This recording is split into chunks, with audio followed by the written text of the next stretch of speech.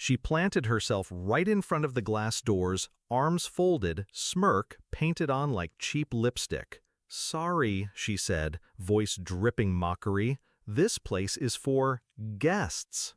Behind her, the marble lobby gleamed. My hotel. My name carved in gold on the plaque outside, though she didn't know it yet. My mother's hand touched my arm. "Not now," she whispered. "Don't embarrass your father." Embarrass him? He'd done that himself 100 times over. But I stayed still, not because I was weak, because revenge tastes better when it's served after they've already started to celebrate your failure.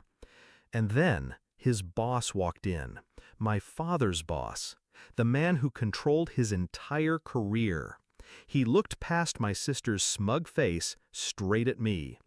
"Ma'am," he said, and the air went silent. Before they forgot who I was, it hadn't always been war between me and my sister. When we were kids, she'd braid my hair before school. I'd cover for her when she came home late. We were allies until I started winning. She never forgave me for earning my first million before 30, or for not needing the safety net our parents dangled over us. I remember the first public jab she took at me, a family dinner, wine glasses clinking, her voice sharp. Well, at least I didn't get dumped by my fiancé 2 weeks before the wedding. Everyone laughed. I smiled, pretending the knife she'd slipped under the table hadn't just drawn blood. That's the thing about family betrayal. It's casual at first. A joke here, a dismissal there, until one day you're standing outside your own hotel and your sister is blocking the door like a security guard you didn't hire. The breaking point. 6 months before that moment, my father called me reckless for refusing to invest in his friend's failing business. My sister was there, sipping champagne, watching. 2 days later, she posted pictures online, her draped across a suite in my hotel, claiming she'd found a luxury escape I could never afford. It wasn't just a post, it was a performance. One meant to tell the whole family I was failing. That was the night I stopped trying to prove myself to them. I decided I wouldn't just set the record straight, I'd burn it, rewrite it, and make them choke on every word. The quiet plan. First rule of revenge, never announce it. Second rule, let them believe they're winning.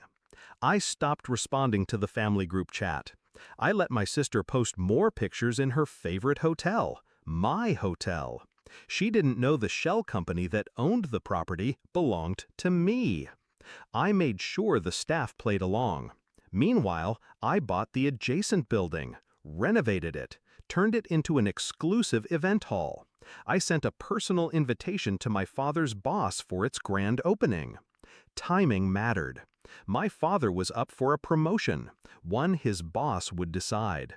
I knew if the man saw who really held the cards in this city, the balance of power at home would shift forever. The setup. 2 weeks before the opening, I called my mother, told her I'd be in town. She insisted we drop by the hotel my sister loved so much. She didn't know she was walking into my trap. When we arrived, my sister spotted us instantly. She stepped forward, blocking the glass doors like she owned the place. "Not sure you can afford the drinks in there," she said, loud enough for the lobby to hear. My mother hissed at me to let it go. My father, lingering nearby, said nothing, but the corner of his mouth lifted. Approval. Perfect. The reveal. That's when my father's boss arrived, striding through the doors. "Ma'am," he said to me, offering his hand. I watched my sister's smirk falter. My father's boss turned to him. "You didn't tell me your daughter owns the most profitable luxury property in the city?" The lobby went still. My mother's eyes widened. My father's face drained of color. My sister? She looked like someone had pulled the floor out from under her. I smiled. "Shall we go in?" The kill shot. Inside, the staff greeted me by name. Guests nodded politely. I walked them through the lobby, past the gold plaque bearing the hotel's name, and mine. We didn't stop there. I led them next door, to the grand opening of my event hall. The place was buzzing, reporters, local influencers, business leaders. My father's boss was impressed. "I can see where the real leadership in this family comes from," he said. "Loud, public." My father's promotion evaporated in that moment. Not because I sabotaged him directly. I didn't need to. His boss had just seen who actually had influence. Aftermath.